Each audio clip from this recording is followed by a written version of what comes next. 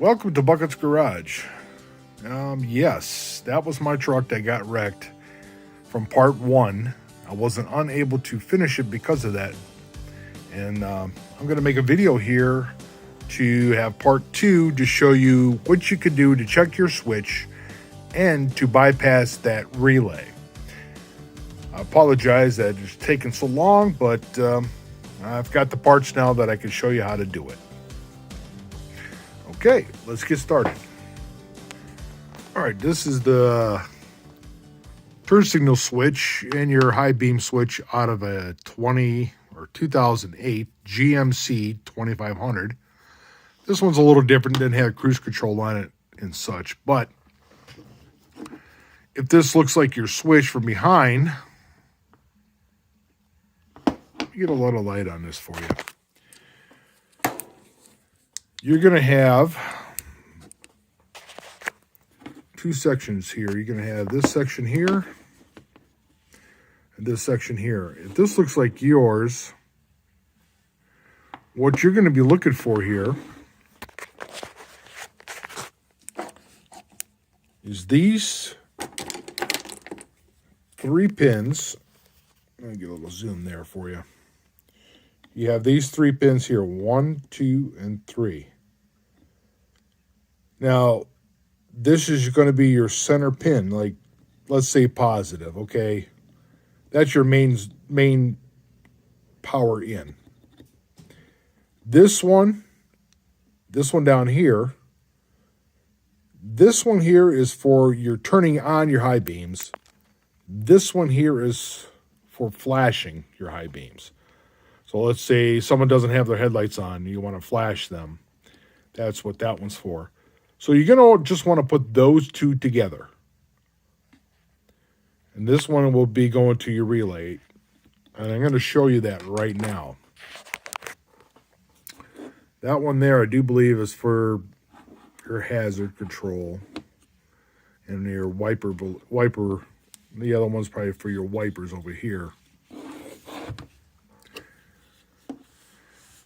So you can go to your auto parts store and pick up a relay. You might want a higher amperage because it depends on what your wattage is on your headlights. You say you got 55 watts each on each side, or 50 watts, let's say 50 watts per bulb. That's 100 watts. So I don't know my amperage on wattage, but this one's a 40 amp. These are numbered. And I numbered them on the side too, so it'd be easier because they are underneath numbered, as you can see. So this is a decent relay.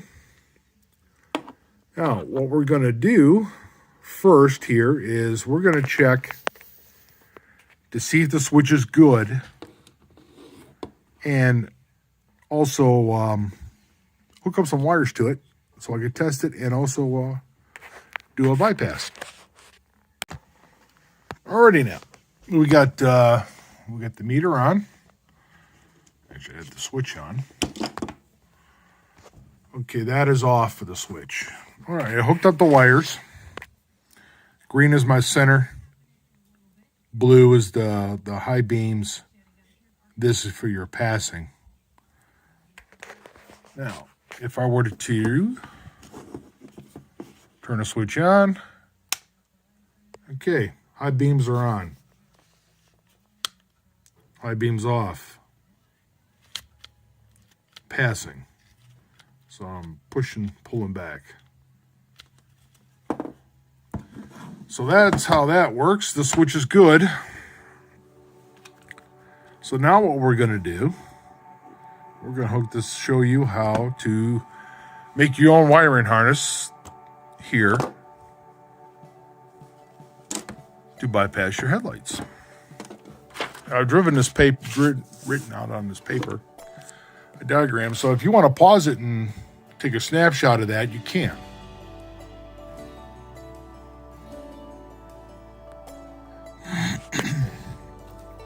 So this is your relay with the numbers on it. Of course, this is the coil part of the relay. And of course, that's your switch part of the relay. As you notice, this is your high beam switch that I've took it off and running to the relay, and the other wire running to the relay here as well. Your light bulb or your headlights. If you're running a wire out to your headlights, I would suggest probably wanting to clip the wires, figure out which wire is your positive side to the high beam. That way you're not backfeeding into your fuse box or causing a fire at all. And oh yes, you're definitely going to want to use a fuse. I didn't put the picture in here of a fuse, but you should always use a fuse in case something shorts out somewhere. It'll blow that fuse. Probably a 10 amp if required.